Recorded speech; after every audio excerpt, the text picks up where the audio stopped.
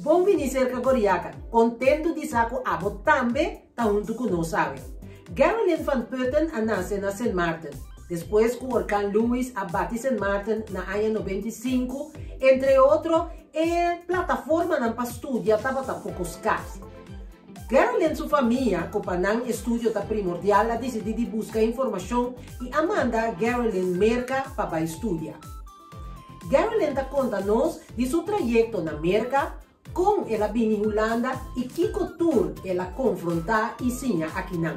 Escuta bom e purba, compreender e implementar o que está ensinando-nos. Corda para like en share het video en corda subscribe naar ons YouTube channel. Eigenlijk ben ik inderdaad op St. Maarten geboren.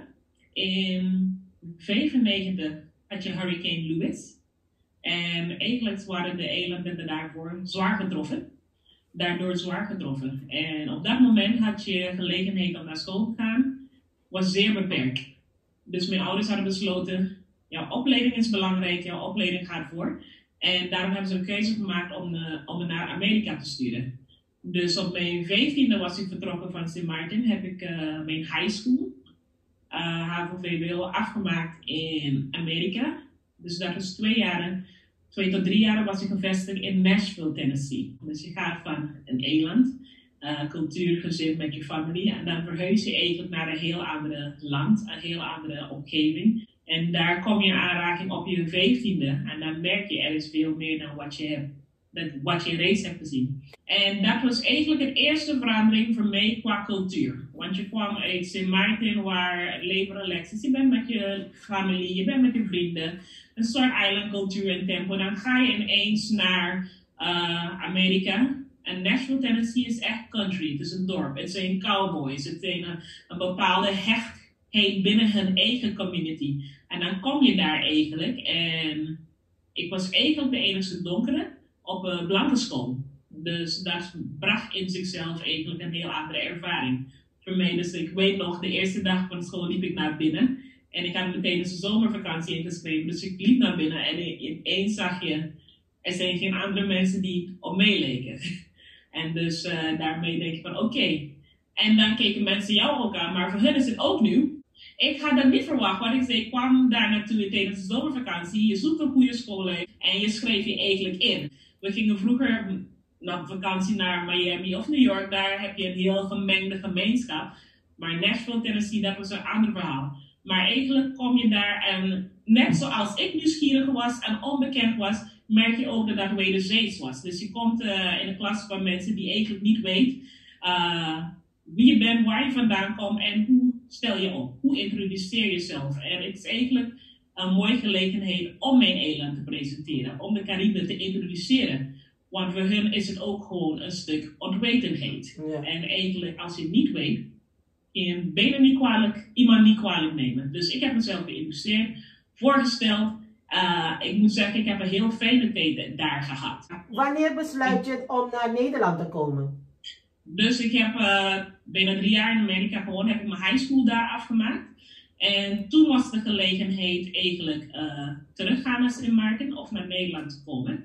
Dus ik was een paar maanden terug naar St. Maarten en de optie was daar naar de universiteit gaan. Ze waren pas begonnen, dus opstartfase. En ik was na de ervaring in Amerika, dacht ik van weet je, ik wil eigenlijk met de tempo waarmee ik nu bezig ben, wil ik verder gaan. Toen je hier aankwam, wat heb je allemaal meegemaakt? Eigenlijk, en voor mij was het dus in die periode van overbruggen vanaf mijn 15e tot mijn 18e. Was 15 toen naar Amerika ging, was 18 toen naar Nederland kwam. Merk je eigenlijk, ik ga van een eilandcultuur, een rustige levenstempo, naar een andere cultuur die eigenlijk in Nashville, Tennessee, die gesloten is. En dan kom je ineens naar Nederland, die eigenlijk je wordt blootgesteld aan de maatschappij, je wordt ook volwassen op dat moment. Dus je staat in een andere fase van je leven en je belandt in een cultuur die eigenlijk in eerste instantie leek voor mij gesloten. Qua de mens, Amerika is heel erg open, heel erg sociaal, heel erg vriendelijk. En ineens als je abrupt naar Nederland komt, dan merk je echt van hey, dit voelt niet zo warm, het voelt eigenlijk niet zo veilig, het voelt onbekend. Dus voor mij was ook opnieuw leren hoe om te gaan in deze cultuur. En Nederlanders kunnen op zich heel direct en bot overkomen. Dat kunnen we niet aan, hè? Nee, en dat is eigenlijk een van de punten waar ik aan moest wennen. Ik moest eigenlijk zeggen dat ik moest gaan begrijpen. Want dat is een Nederlander uit zichzelf. Dat is een opvoeding, dat een uitgesproken mening te hebben. En als je dat vergelijkt met de elanden, we zijn veel meer ingetogen. We zijn veel rustiger. We zijn niet zo uitgesproken vaak om een mening te geven. Ook heb je een mening, vaak hou je het voor jezelf. Ja. Je komt hier en iemand confronteer je eigenlijk direct met de mening. Je kan je aangevallen voelen.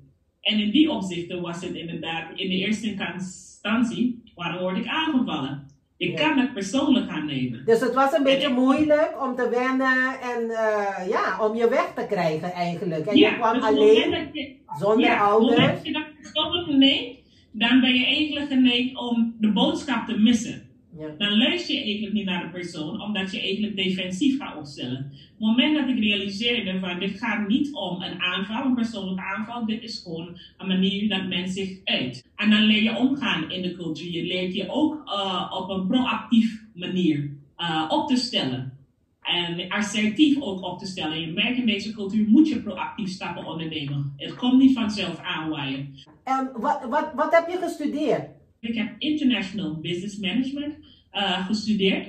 Dus eigenlijk een brede vlak. Zodat ik ook impact en invloed kan hebben op verschillende mensen. En contact kan hebben met verschillende mensen van verschillende culturen. Dus dat was mijn insteek. Dat heb ik gestudeerd.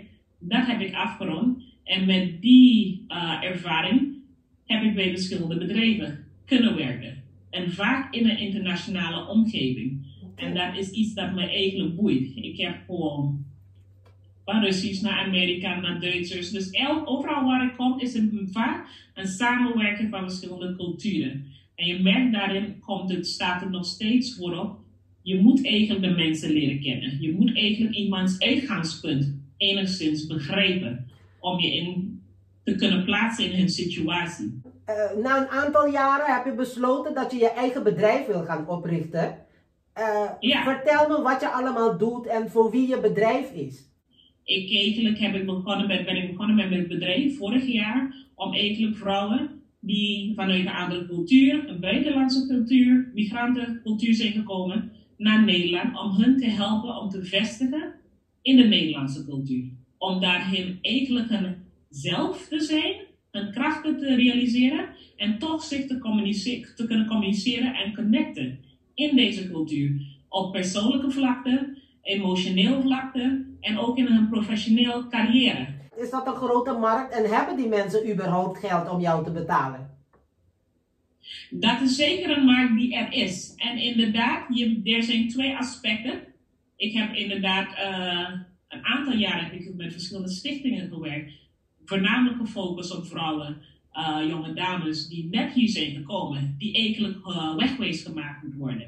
Die eigenlijk moeten begrijpen hoe alles werkt in de Nederlandse cultuur. En daarmee is een stuk gewoon sociaal vanuit mezelf om hen op weg te helpen. Je merkt er zijn ook een andere groepering van vrouwen die ook een opleiding hebben afgerond. Die reeds een goede functie hebben bekleed. Die iets anders willen. Die eigenlijk meer dichter bij zichzelf willen komen. En eigenlijk de volgende stap in hun carrière willen maken. De volgende stap in hun opleiding, ontwikkeling willen maken. Dus je hebt twee verschillende groeperingen en er is beide zijn nodig en er is aandacht voor allebei. Eigenlijk in de werkzaamheden, wat ik doe. En absoluut, er zijn vrouwen die in staat zijn. Inderdaad, dit is mijn bedrijf. Dus er zit absoluut een factuur eraan verbonden voor de diensten die ik bied. Maar ik moet zeggen, dit is geboren uit eigenlijk mijn eigen ervaring. En mijn eigen wandel, wat ik heb reeds gemaakt. Dus ik denk, ik doe het met passie en liefde, omdat ik begrijp waar de vrouw vandaan komt. Ben je nu aan het ondernemen en ook werk? Want ik neem aan dat het nog niet zo winstgevend is dat je alleen maar van dat kan wonen of leven? Of, Nou, ik ben vorig jaar begonnen. Daarvoor heb ik het inderdaad met combinatie met werk gedaan. En wat ik zei, ik heb een aantal jaren met verschillende stichtingen gewerkt. Dus daar heb ik naast mijn gewone werk gedaan. Vorige maart 2020 ben ik eigenlijk begonnen met mijn onderneming. En een paar dagen later waren we beland in deze mooie situatie van thuiswerken en de hele wereld was veranderd. En ik moet eerlijk zeggen, in deze periode merk je juist dat er meer aandacht is voor de mens. Dat mensen steeds meer gaan richten op wat heb ik nodig? Waar loop ik vast? Hoe zit ik met mijn mindset? Hoe ga ik om met deze situatie? En dat is in deze periode juist tot bloei gekomen. Heb je veel mensen vanuit de eilanden ook? Ik heb absoluut mensen vanuit de eilanden. Ik heb mensen vanuit de eilanden, Surinaams. Ik heb ook mensen met de Europese achtergrond. Ik heb een aantal klanten met een Bulgarische achtergrond, Russische achtergrond. Dus het gaat gewoon om de verschillende culturen die je eigenlijk hier gevestigd hebt. Wat is iets dat je hebt meegemaakt met een klant dat echt bij jou is blijven hangen? En dat je zegt, hé, dit moeten we harder erop gaan werken. Misschien kunnen we het niet voorkomen, maar dat we hiermee leren omgaan. Er is wel een specifieke klant die me bezig gebleven. Die was hier naartoe gekomen en eigenlijk heeft zichzelf verloren in het proces van carrière, moederschap en werken. En ze had wel een succesvolle baan, of tenminste, ze kwam goed rond daarmee. En wat je merkte, ze was zo ver weg van zichzelf. Ze was zo ver weg van wie zij wil zijn en wat ze wil doen eigenlijk in de maatschappij. Dus we zijn eigenlijk een traject aangegaan naar ontdekken wat zij wil als persoon. Om haarzelf terug te vinden. Om haar krachten, wat stimuleert en motiveert jou? Wat geeft je energie om op te staan? En als vrouw zijn we zorgzaam en we zorgen voor iedereen behalve onszelf vaak. Ja. En op het moment dat je voor jezelf gaat zorgen en op jezelf gaat letten, heb je veel meer om te geven. Wat voor boodschap kan je aan de jongeren geven en ook aan de ouderen die zich nu zitten te bedenken op de eilanden bijvoorbeeld en die denken, oh nee, ik ga nu alles achterlaten en dan kom ik naar Nederland toe. Wat voor boodschap heb je?